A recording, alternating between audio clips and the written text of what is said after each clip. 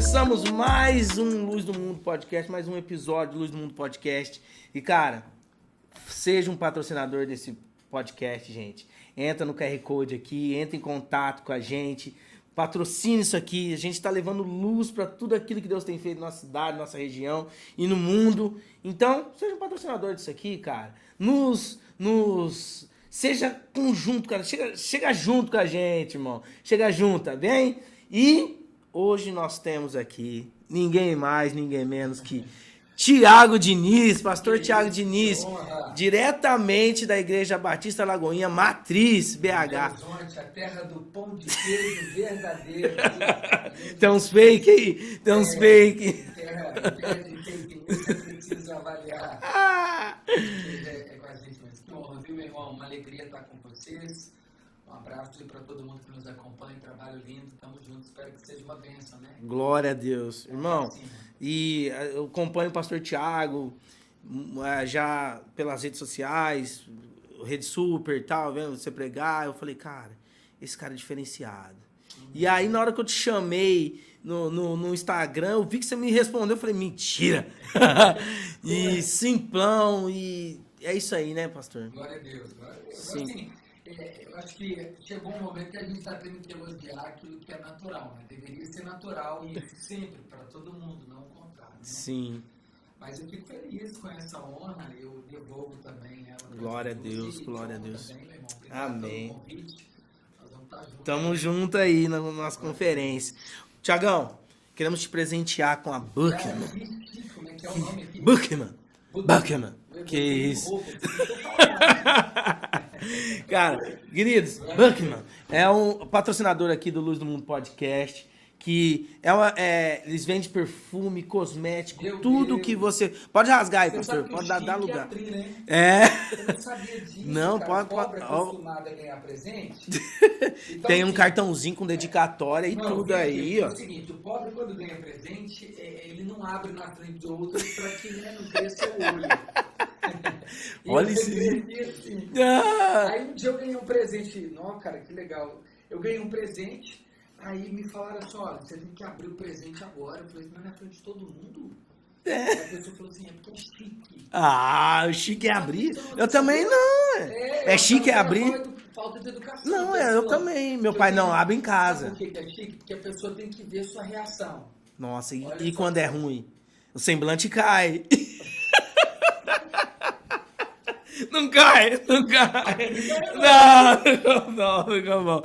Ó, a Bookman é uma vendedora de cosmético, tudo que você precisar, creme e perfumes, tudo que você precisar. E ela não é só isso. Ela não é só uma vendedora, ela é uma franquia. Se você quer ser um distribuidor, um franqueado da Bookman, procura aí, vai estar o QR Code aqui, ó.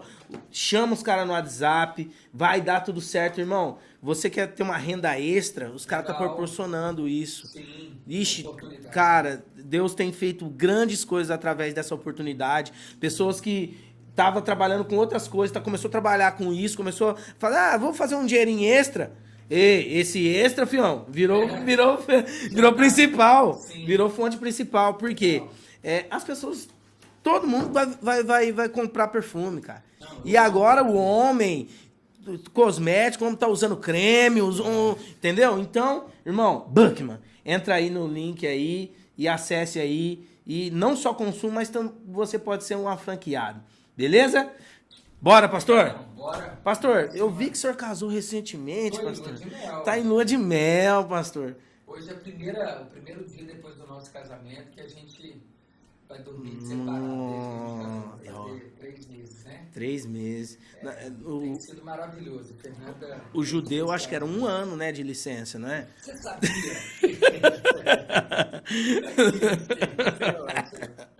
Não podia nem ir pra guerra, hein? Você sabia que o contexto... Sabe aquela passagem que a gente usa muito? De Jesus em João falando, né? Os discípulos, não se turbe o vosso coração. Isso. Em Deus e também em mim. João... Na casa do meu pai, João 4. Há muitas moradas, se não fosse assim eu não teria dito, mas vou preparar lugar para onde estiver, estejais vós também. nós sempre usamos esse texto para falar muito da parúzia, né? O encontro de Cristo com a noiva. Nós chamamos esse evento, nós chamamos de prepotência, né? Teologia. Chama, então vamos me apropriar de... Não, eu já falei. Eu já vi nego falando assim, ó. Nós da teologia. Tipo, fala aí, ó. Jonathan Edwards. A teologia, ela se debruça sobre essa temática da parúzia, o retorno de Cristo, o cumprimento escatológico, né, apocalíptico. Sim. E aí, o evento que eu quero destacar é que o marido judeu até os dias atuais, quando ele já está desposado ou despojado, né, ele já está no período de noivado, né? Na verdade, sim. já tem o desposado é noivado? Então José já estava desposado a Maria, ou despojado a Maria. Sim. Isso inclui em que ele já era completamente fiel ao compromisso. E todo judeu até os dias atuais, ele tem que sair de casa, da parentela, construir uma casa para poder levar a noiva.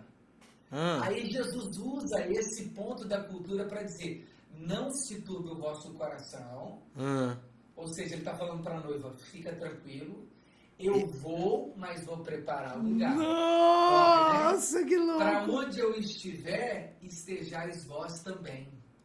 Eu vou preparar lugar nessa casa, na Nova Jerusalém.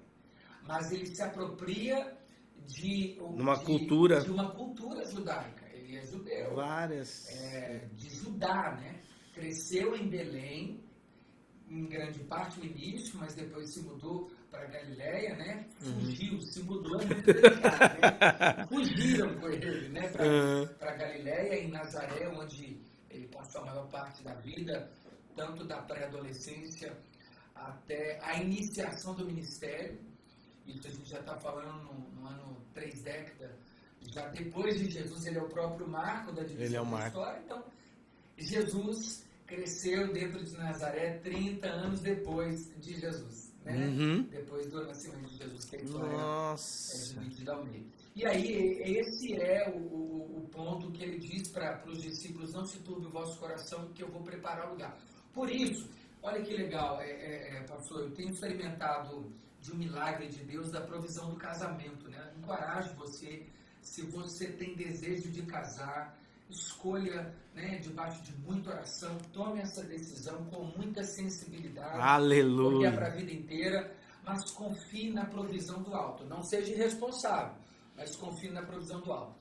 Eu acreditava que o casamento, o cara tinha que fazer tudo, ele tinha que sair de casa com base nesse texto, arrumar uma casa, preparar... Enquanto não tivesse tudo certinho... Só que nós temos dois extremos. O que eu estava entrando nele, de achar que eu só poderia casar se eu tivesse tudo, e não é essa a realidade, porque é também da parte de Deus uma importância da construção mútua, né? É gostoso construir junto. Comprarem juntos, né? Poxa, começou a casa lá vazia, aquela música, a minha casa, não tinha nada, não tinha teto. Não tinha. Era assim, né? A vida de um casado, né? Sim.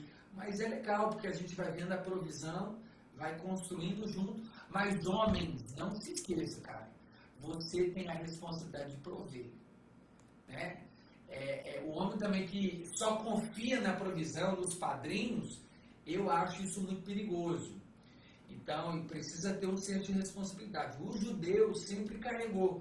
Então, ele saía de casa, se emancipava, construía uma casa, ele tinha um prazo de 1 ano para depois levar a noiva para dentro da sua casa, que agora seria a casa dos dois, né? Nossa, então, que show, que ideia, legal, né? E aí, vocês tiveram um milagre de provisão por tudo quanto é lado. Cara, irmão, assim, uma atrás da outra.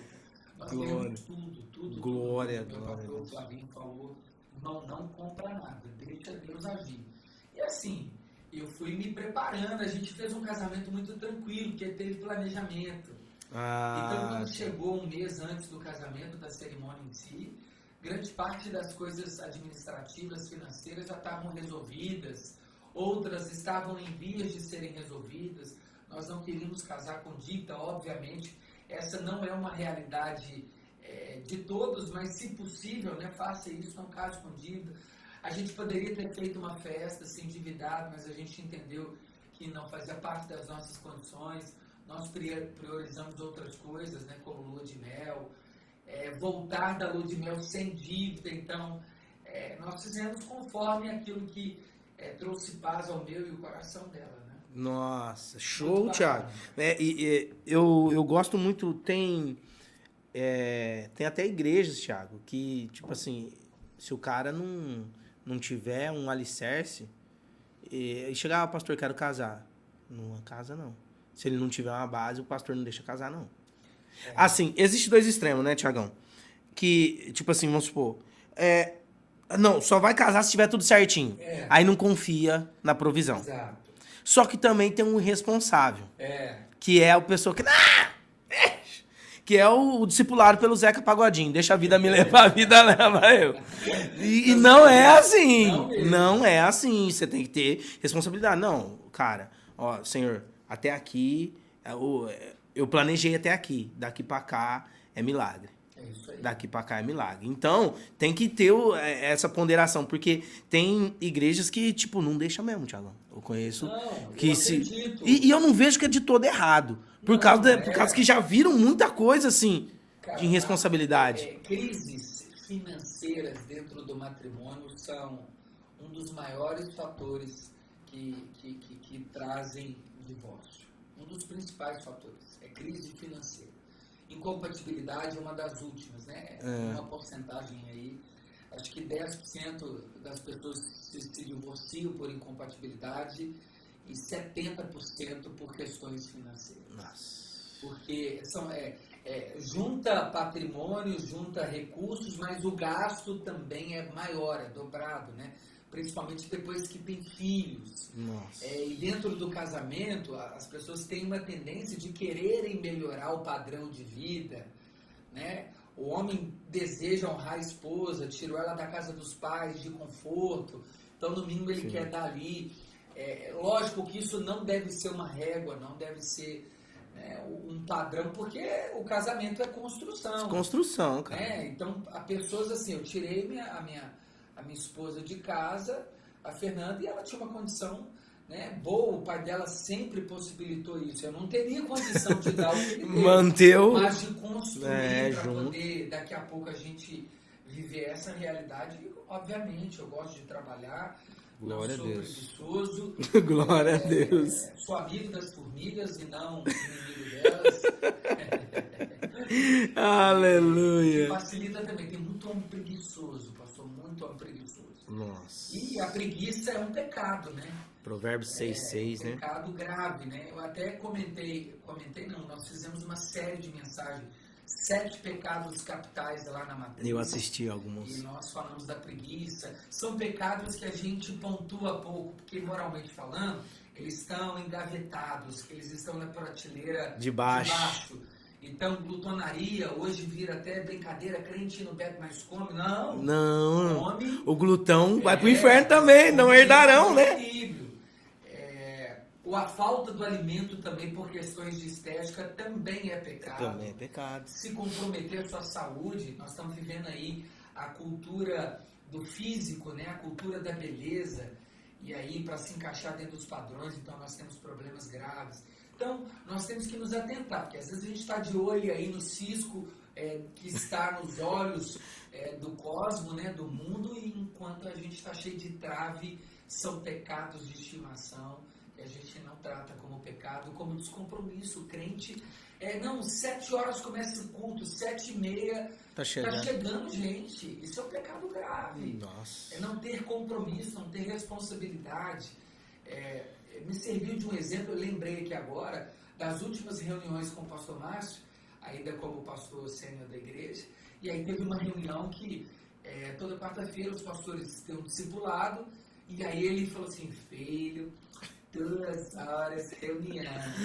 E aí o seguinte, teve pastor que chegou 2h02, e aí 2h05, 2h10, ele fechou a porta, levantou e foi embora. Ele falou assim, filho, 2 horas começa a reunião. Então você tem que chegar antes. 1:50. Então, nós temos essa cultura no trabalho. O cara pega serviço 8, ele chega 8. Meu Entende? Deus. Não é assim. Para começar a trabalhar 8h30.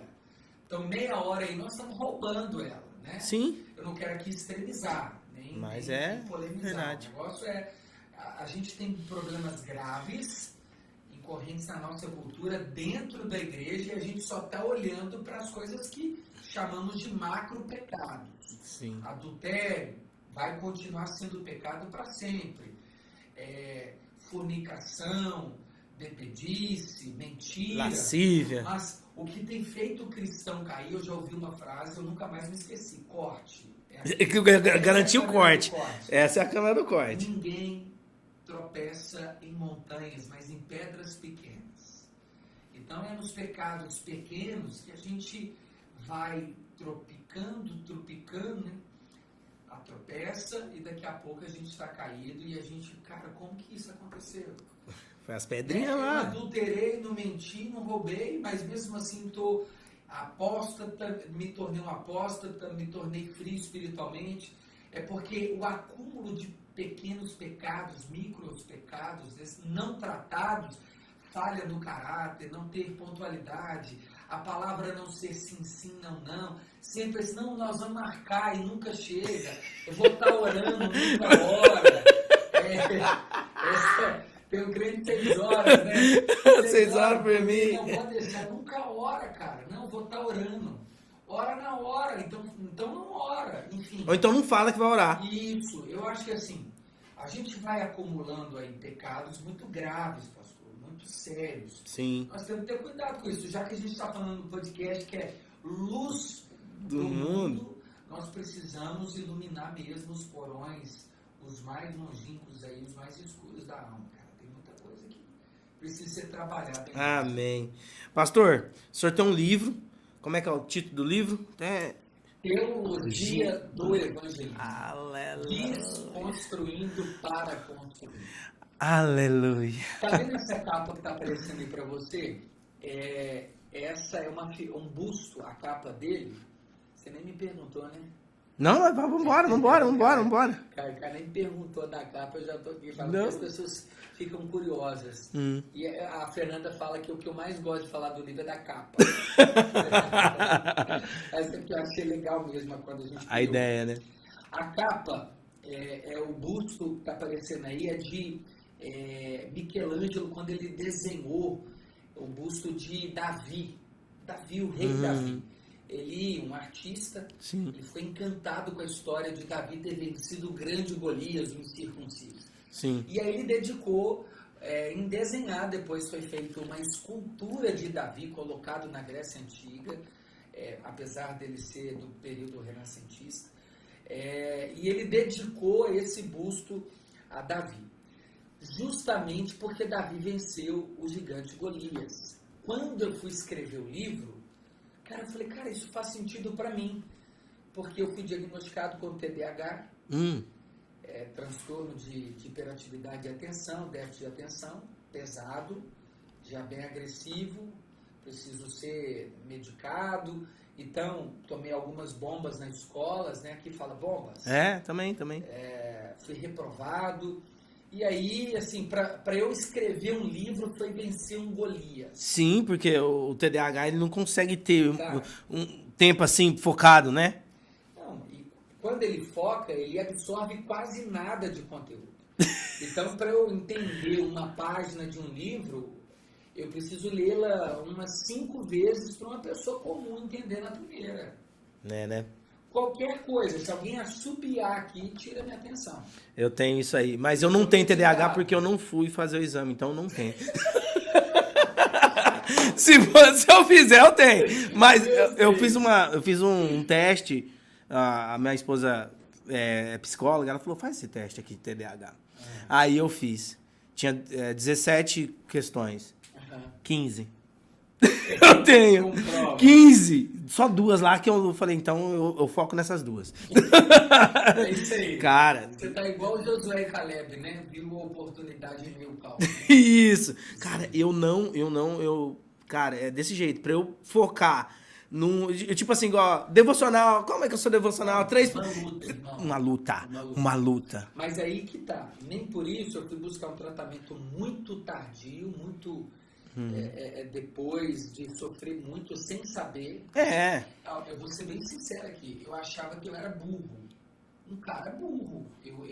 Eu achava que eu tinha um QI muito aquém do padrão e da média nacional. Sim. Eu achava que eu tinha algum retardamento cognitivo, alguma coisa não funcionava em mim, porque eu estava em frente à professora e aí eu não conseguia entender nada.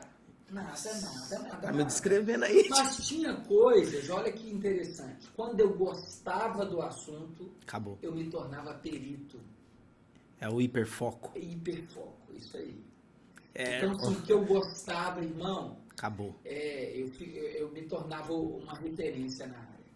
E aí, eu escrevi o livro com muita luta, eu fiquei 1 ano procrastinando, assim, entre um capítulo, aí escrevi o segundo, ficava 4 meses sem chegar perto do livro de novo, nos rascunhos. Então eu falei, cara, essa capa é a minha cara. Eu venci um gigante depois que eu terminei. E como que eu terminei? Uma das coisas da procrastinação, ela está muito linkada ao perfeccionismo. Só que é uma desculpa, é uma autossabotagem. Porque o perfeccionista, que eu também sou, tem toques, né? Gosto das coisas, por exemplo, tá torto, eu quero um negócio aqui retinho. Gosto, se não for feito excelente, eu não faço. Isso tem um lado bom, mas tem um lado prejudicial, que a gente se esconde.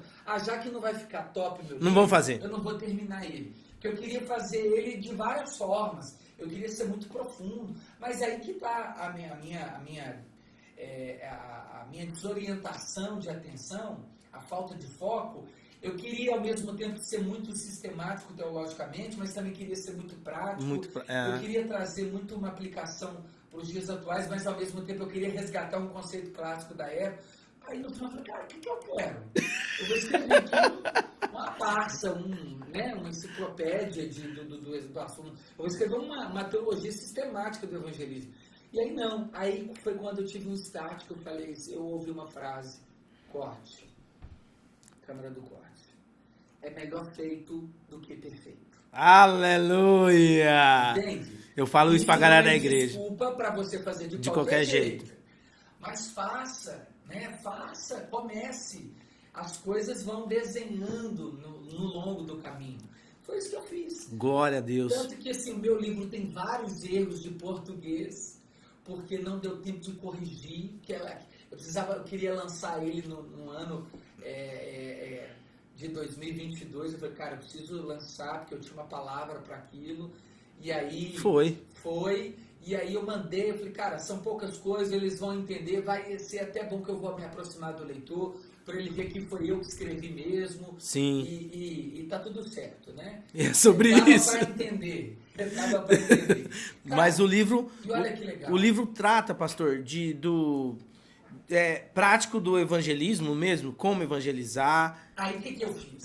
Bom você ter me perguntado. Respondendo a sua pergunta, sim.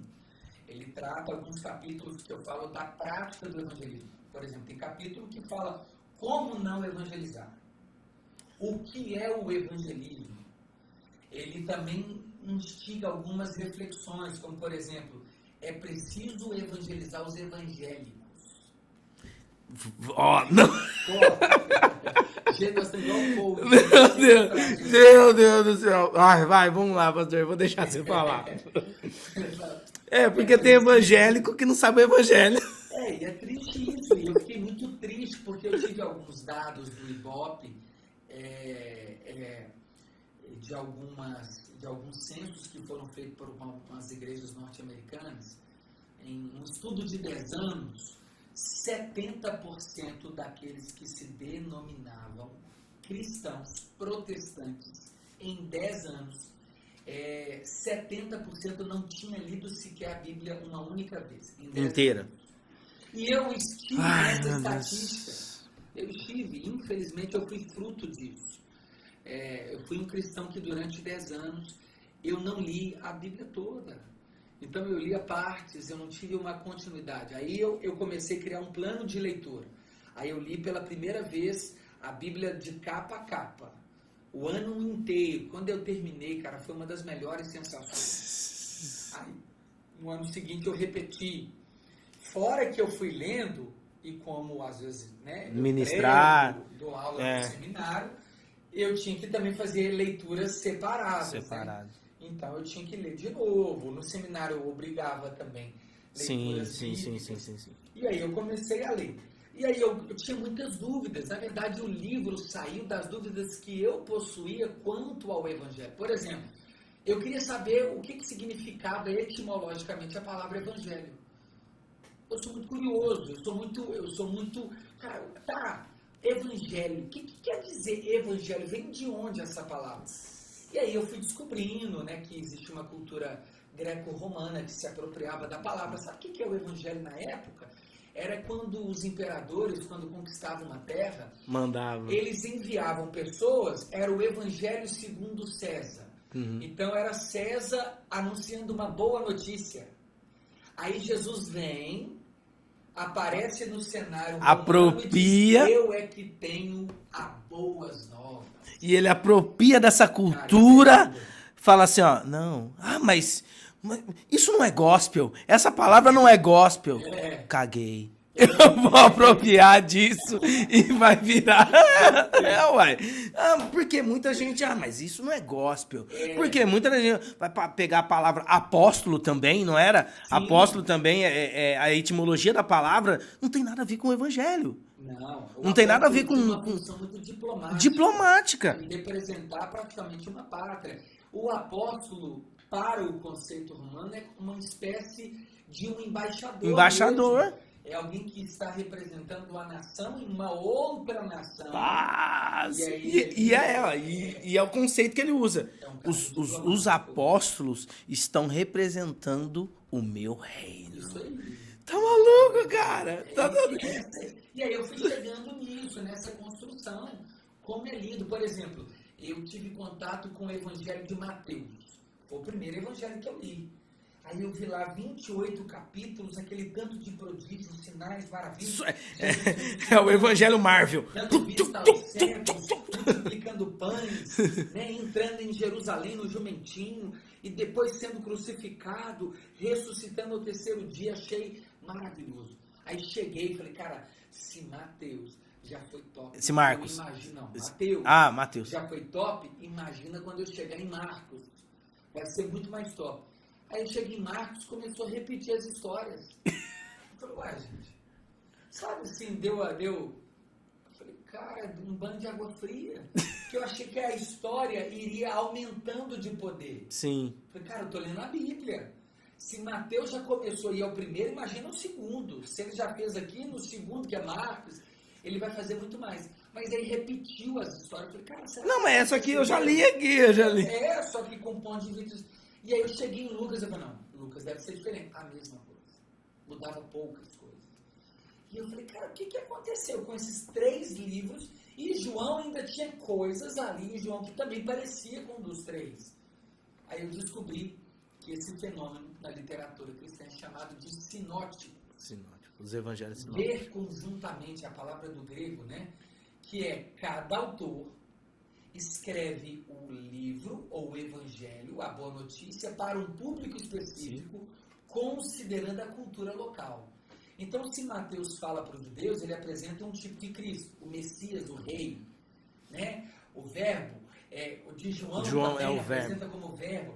Marcos, por ser um cidadão duplo, romano e judeu, ele apresenta o Cristo que opera sinais e maravilhas, que era um contexto que os romanos eles precisavam de ver para crer. Sim. Lucas escreve aos gregos, então ele precisa trazer excelentíssimo Cristo Senhor como o saber. Eles estavam mergulhados nas filosofias, né, platônicas. E ele escreve para excelentíssimo Teófilo. Excelentíssimo Senhor Teófilo. Mesmo que ele usa também Patos. Então, é uma carta tipo assim, irmão, você não pode mentir, não. Você tá falando para uma autoridade, irmão. Então, os 3 evangelhos. E aí, isso eu queria trazer para o meu livro. Então, tem um capítulo do meu livro que eu explico o porquê dos evangelhos sinóticos, qual a proposta, o contexto de cada cultura. E usando isso, você usa isso no evangelismo. O tempo todo. Você precisa usar essa visão. Eu vou pregar o evangelho em uma tribo, em uma classe social, eu preciso considerar o linguajar, a cultura, a abordagem, aquilo que Paulo disse lá em Atenas, né? Eu vos anuncio Deus desconhecido que vocês disseram não conhecer. Eu conheço. É esse que eu vos apresento. Então, ele se apropria da cultura. O Keller, né, o Tim Keller, o falecido, infelizmente, o pastor que morreu esse ano ainda, deixou um grande legado. Ele escreveu um livro que está dentro do tema aí da conferência, A Igreja Centrada no Evangelho e na Cidade. Nossa. Uma igreja para a cidade. Porque uma igreja que não responde o Evangelho para a cidade vai influenciar a igreja. Então nós precisamos de um Evangelho que tenha a proposta de redimir a cidade. Nós não queremos forçar a cultura da cidade a se dobrar ao cristianismo. O cristianismo nunca foi por força ou por violência. É a persuasão da obra do Espírito Santo. Nós apenas lançamos as sementes e quem faz crescê-la é o próprio Deus, o dono do campo. Eu esqueci qual livro que é no Antigo Testamento que fala, não por força, mas pelo meu espírito. Esqueci um dia. É um profeta. Não é Ezequiel, eu esqueci qual que é. Por quê? Não pode ser por força. Não, agora vamos colocar as regras cristãs no mundo. Não é influenciando. Exatamente. É influenciando. É se misturando no meio da cultura e falando, não, vamos redimir isso aqui. Um exemplo lindo que poucas pessoas têm contato. Por exemplo, você tem o que nós temos hoje de lei constitucional, moral e ética. Da onde vem?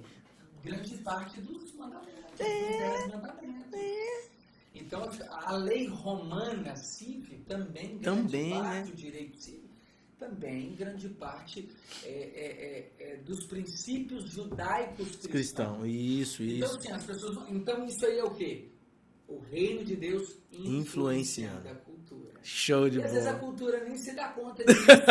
Exemplo, hoje, onde nós somos mais atacados, infelizmente, são dentro das academias. Academia que não é de musculação, não, viu? Academia é faculdade. Sim. Os meios acadêmicos, atacados quanto à veracidade e o que é absoluto das escrituras. Então, parece que quanto mais perto da ciência, mais relativismo das escrituras. Não. Quanto mais perto da ciência, mais absoluto. Porque a ciência, o ponto de partida da ciência, ela é oriunda da filosofia. Sim. E grande parte da construção da reflexão se deu na construção de grandes homens de Deus que iniciaram essa discussão. Patrística, escolástica, as primeiras faculdades e universidades por cristãos em Genebra. Calvino, né? E dentre outros, né? Farrell. Nós precisamos considerar hoje, são os meios mais atacados, né? Sim. Então nós precisamos resgatar o que a igreja tem de melhor. Influenciar a cultura não é tomar da cultura aquilo que tem nela. É redimir o que tem nela para que eles entendam o sentido pelo qual ele faz o que faz. Sim. Ele é o que é. Né? Então isso é muito importante. A gente precisa retomar o evangelho para os guetos, para os alfaviles, para as comunidades, para as classes. Sim. O evangelho não é partidário. Ele não tem um lado A ou lado B. O evangelho tem o centro. O centro é Cristo, é o que ele disse. O reino não é democrático, é teocrático. Nós somos apenas submissos. E é lindo isso, Tiago. Então isso é uma prisão, pelo contrário, nós somos livres. Não ser dominado pelo pecado é liberdade. Né? Isso que é a verdadeira liberdade. Paulo dizia aos Coríntios, né? Todas as coisas me são lícitas, mas em tudo me convém. Isso não é a fala de Paulo, não. Está entre aspas. Ele está usando a fala da cultura. É como se fosse hoje meu corpo, minhas regras. Isso. Faça tudo desde que você seja feliz. Assinado não Satanás. Não é o que nós cremos. Não. Eu não faço o que me deixa feliz. Isso seria uma régua muito perigosa, porque, por exemplo, Nós temos princípios morais dentro de uma sociedade que um maluco hoje, um psicopata, ele pode abusar de uma pessoa e considerar e validar que aquilo faz ele feliz. E como é que de que ponto a gente vai partir? Se cada um fizer o que se faz feliz? Então não tem É loucura, cara, é loucura, é loucura. A Constituição não permite a gente ser nem dono da própria vida. Eu não tenho direito de tirar minha vida. É tipo um crime, né? É estranho falar isso, mas eu não posso, eu responderia por isso.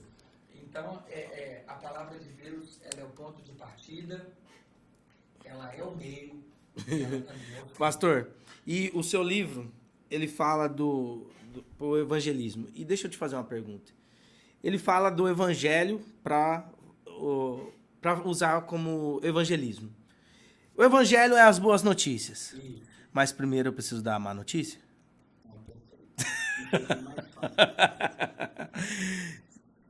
E qual é a má notícia? Cara, olha que legal. Eu dou um exemplo lá. Nós temos um pastor na nossa igreja que veio, ele é um egresso, ele saiu do sistema prisional depois de 17 anos de cadeia. Ele foi envolvido em tráfico de drogas, se converteu dentro do presídio e hoje, depois de anos, né, sendo provado, estudando, fazendo um seminário, caminhando conosco, nós entendemos que ele é vocacionado ao pastoreio e ordenamos ele ao pastoreio. Sim. E eu falo até aqui o nome dele, Felipe Oliveira, um abração para você, pastor, essa é uma benção. O Felipe, ele diz que o dia que cantou o alvará dele dentro da cadeia foi o melhor dia da vida dele. E um dia que ele me falou isso, aquilo mexeu comigo, porque imagina ser preso, lógico, você está ali por consequência dos seus atos, e isso é legítimo. E aí ele entendeu assim, cara, quando cantou, né, eles usam sim, a liberdade. Linguagem, cantou meu alvará, irmão, foi a melhor sensação. E aí eu subscrevi isso de uma maneira mais ilustrada no livro, de que a gente só valoriza o alvará quando nós temos ciência da condenação. Que estamos presos. Exato, mortos. E talvez, diferentemente do Felipe, que tinha um período a ser cumprido, de 17 anos, que é muita coisa dentro de 20 metros, 30 metros quadrados, a nossa situação espiritual de frente ao pecado era de declínio espiritual completo, moral. Depravação total. Então, nós não estávamos presos no inferno durante alguns anos. Era para toda a eternidade. Imagina você receber uma sentença de prisão perpétua, para sempre. Você vai morrer dentro da prisão. E aí canta o alvará, de repente muda a situação. Imagina. Lógico que eu estou falando aqui daquilo que é racional. Uma pessoa em sã consciência que experimentou uma prisão perpétua e recebe um alvará de soltura, eu acredito em uma situação salubre, né, no sentido de consciência, de mente, ele valorizaria muito, a partir daquele momento, né, a liberdade. Cada segundo da liberdade. Sim. Em condições normais, né? Olha, tem gente que é capaz de, e a gente sabe, o coração do homem é mau. Isso. Então ele é capaz de sair dali e cometer piores outros crimes, né? Sair pior do que entrou. Não tenho dúvida, o coração do homem é mau, depravado por completo. E aí eu trouxe no livro, subscrevi dessa forma. Então, a gente quer ver que eu vou te fazer uma pergunta que eu faço lá no livro. Você sabe recitar para mim o versículo mais famoso das Escrituras de João, capítulo 3, verso 16, de qual? Então repete aí, pastor. Porque Deus amou o mundo de tal maneira que deu seu Filho unigênito para todo aquele que nele crê não pereça, mas tenha vida eterna. Cara, mas se continuar, fica meio feio. Até aqui não é quem sabe. Mas eu quero perguntar aqui, ó. Leia o 17 e o 18. Ninguém sabe. Ninguém sabe. Porque fica pesado, pastor. Arrancaram esses versículos das nossas Bíblias. Lá no 18 diz assim: porque aquele que não crê no Filho já está condenado. Irmão, olha que diferença. Eu te falar assim, ó. Você vai ser... Peco, Nossa. se você não aceitar Jesus, você vai ir para o inferno. Peco, se você não crê em Jesus, você vai continuar no inferno. Porque você já estava corre do capeta. Mano, pastor, eu Cara, vi... muda Muda a urgência totalmente. da mensagem, é outra. Muda. Então, o evangelho, por que ele é boa notícia? Porque ele é precedido, o prenúncio é uma má notícia, o prólogo, né, a entrada, a introdução é porque todos quanto pecaram, destituídos estão da glória de Deus. Romanos. Não há um justo sequer, não há quem busque a Deus, não há quem Romanos queira. 3. Cara, todos estão em situação de condenação eterna. A única, não é uma opção. Uma opção. É a única opção é Jesus. Não é sobre religião. É sobre o caminho. O caminho. Sabe o que Jesus fala que ele é o caminho a Deus? Ele usa isso no contexto romano. Porque quando você estava em Jerusalém, você construiu uma casa no campo ou na cidade, depois de Roma ter dominado a civilização, Roma pavimentou as vias. Sim. E aí, e até de onde sai o salário, olha que legal. Qualquer caminho saindo de qualquer lugar dava a Roma. Sim. A gente tem um jargão que a gente usa aqui, Todo. que é quem tem boca Vai a Roma. não é de ir, não. Quem tem boca, vaia, de vaiar. Ah. Então, é o contrário. Quem tem boca, vaia Roma, vaia, ou seja, xinga Roma, critica Roma. Sim. É nesse sentido, vaia. Igual em estádios, num show, você começa a vaiar o artista, xingar o artista, criticar. Sim. E aí, cada caminho levava para Roma. Então, Jesus diz, eu é que sou o caminho ao Pai, não a Roma. Inclusive César, eu falo isso também no livro, não era um nome na época, né? Era um título. Que quer dizer divindade, Senhor, parecido com Quírios. Então, Augusto, que era o nome dele, né? Do imperador. Isso. Augusto César. E aí Jesus diz, não, eu sou o caminho, isso ele fala para os romanos, eu sou a verdade, porque os gregos achavam que tinham contato com a verdade pelos filósofos, e eu sou a vida, que ele fala para os judeus, que acreditava no Zoe, na vida. Na vida, né? Então ele diz, se ele diz ser a vida, ele diz ser Deus. Então ele toca nas três culturas, irmão. Nossa! Olha isso aí, olha essa profundidade de uma frase. Só que porque a gente lê o Evangelho muito corriqueiro, sem considerar os pontos, o porquê de cada fala. Então, a minha curiosidade era grande. E aí eu fui atrás. Cara, e eu vejo... isso no livro. E eu... Tudo que eu estou falando... Show. Pastor, e eu vejo que estamos dando a boa notícia. O cenário evangélico hoje, nós estamos dando a boa notícia.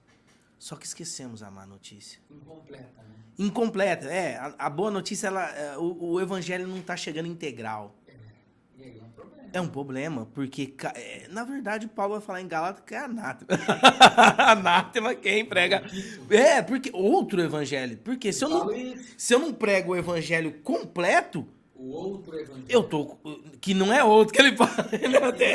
Que não é outro, não existe outro. Então, tá faltando. E aí, o que acontece? Eu não sei o quanto... Eu vou parafrasear aqui. Eu não sei o quanto eu estava preso. Então, a boa notícia não tem sentido. É tipo assim, Mas tem uma parábola que fala. Né? Tem uma parábola do talento, a parábola do Senhor, do servo compassivo. Isso. Você foi perdido. Então, um homem tinha uma dívida. Sim, impagável. Muito alta. Não sei quantos denários, era muito. Mais de 500 denários, se não me engano. E aí ele foi perdoado pelo seu senhor. Sim. Quando ele saiu, o escravo dele, o mancebo dele, o servo dele, tinha uma dívida com ele. E aí ele não perdoou. E era uma dívida muito menor. Sim. E aí o senhor dele fala, como é que você não perdoa uma dívida muito menor, tendo em vista que foi perdoada uma dívida impagável sua? E aí esse servo manda prender os filhos, né? Sim. E tal. Então, A isso. nossa dívida está ali ilustrada.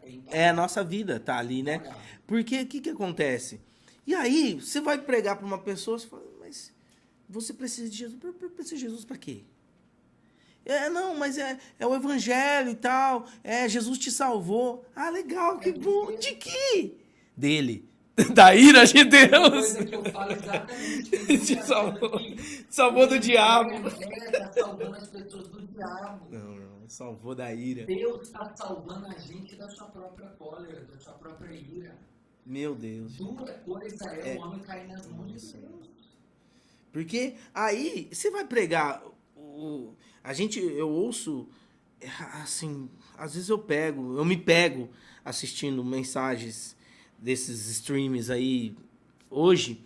Eu falo, cara, meu Deus, cara. O que você tá levando essas pessoas, deixando elas no inferno confortáveis?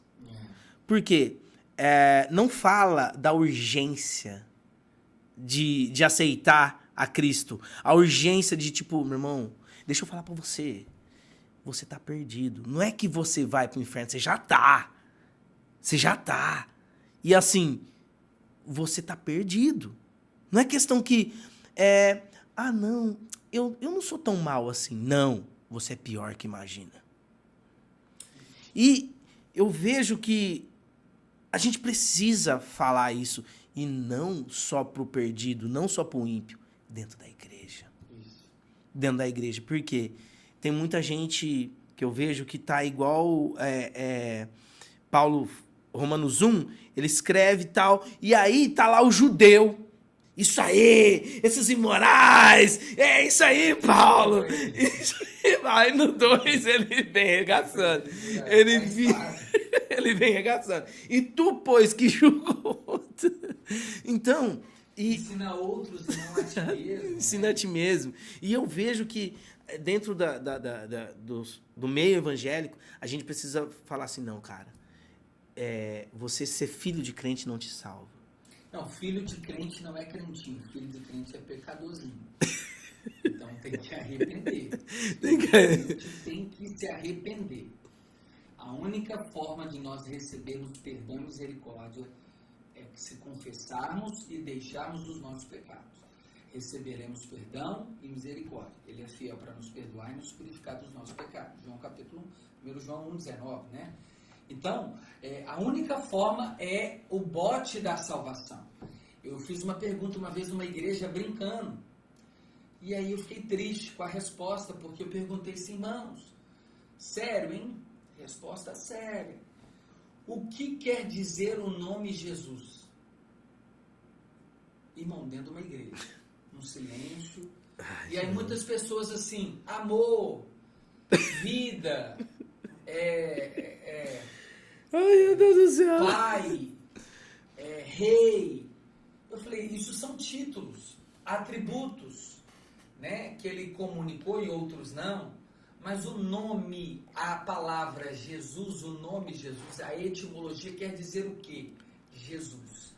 Então a gente já começa a perder muito da essência bíblica quando nós não temos contato com a mensagem, além daquela que só ouvimos de maneira superficial. O nome Jesus quer dizer Deus salva.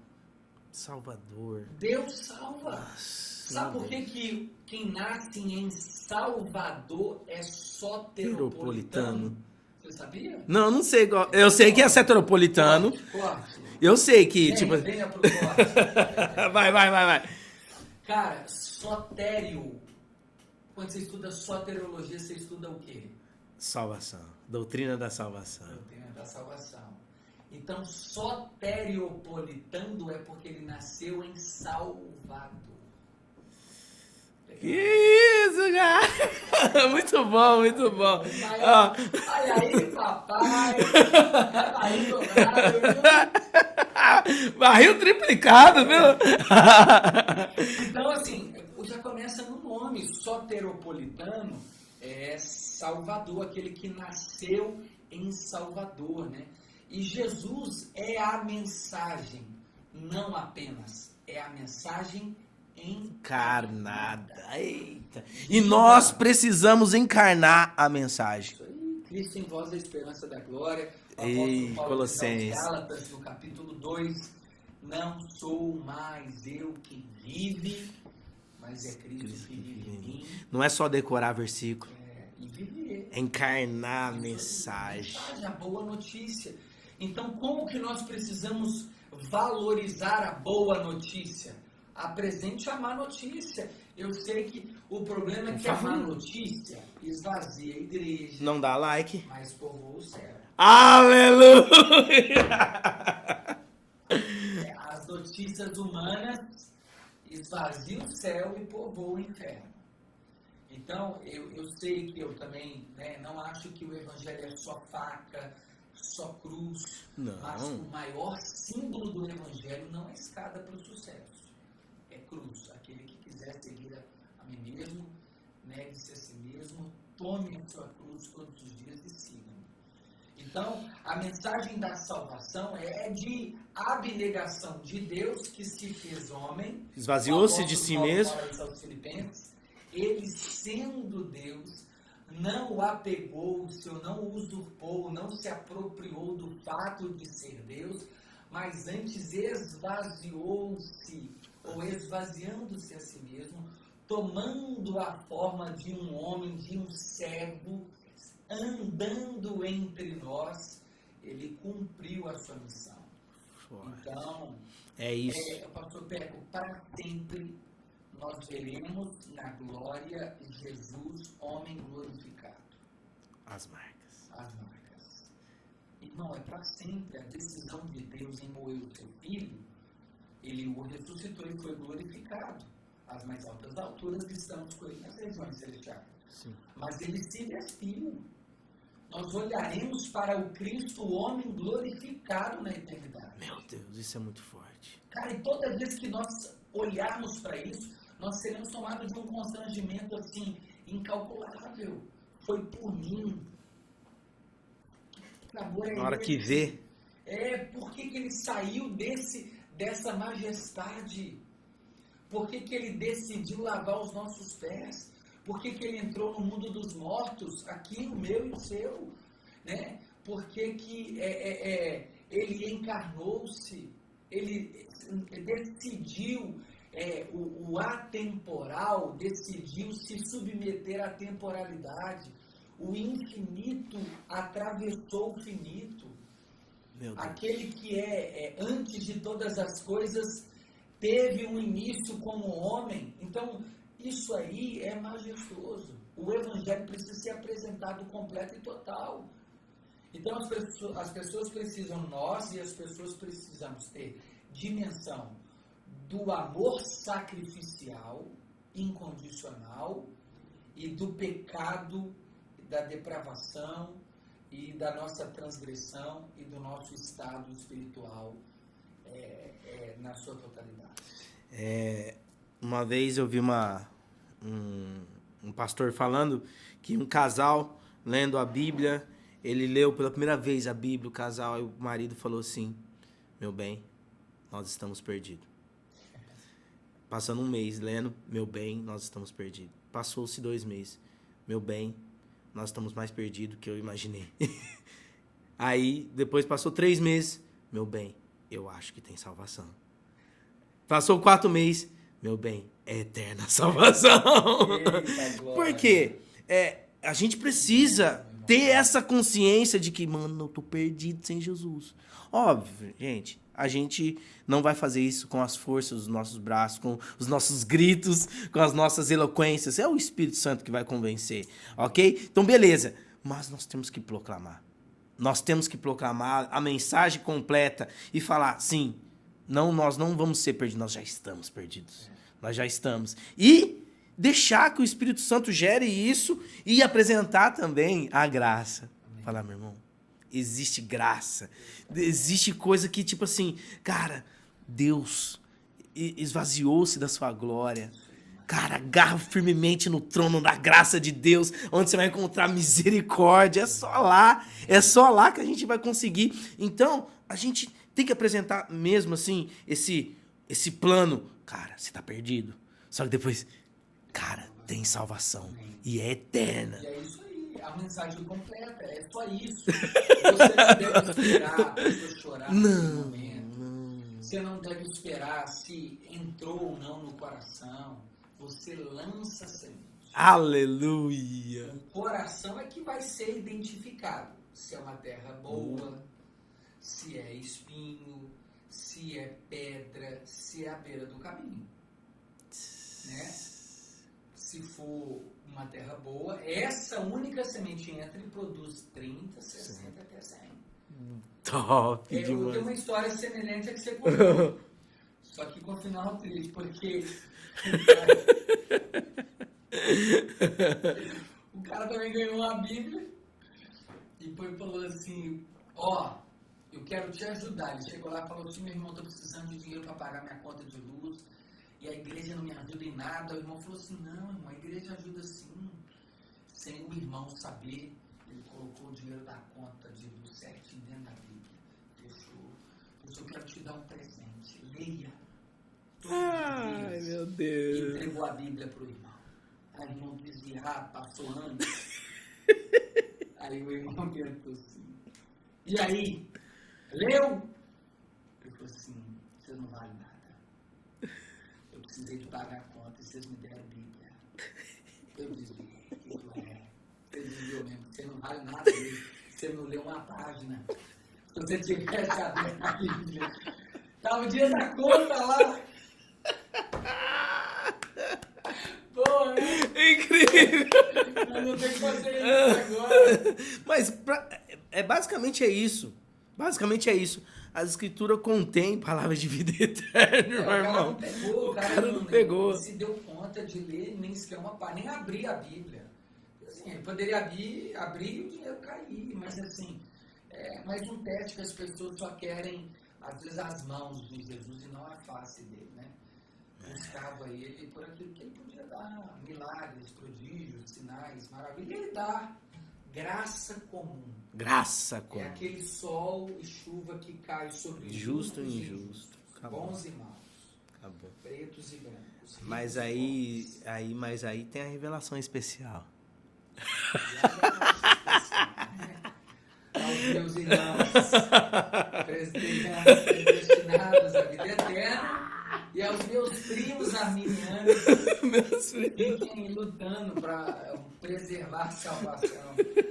Quero descansar, não de maneira libertina, todo respeito aos arminianos, sem placa aqui, né?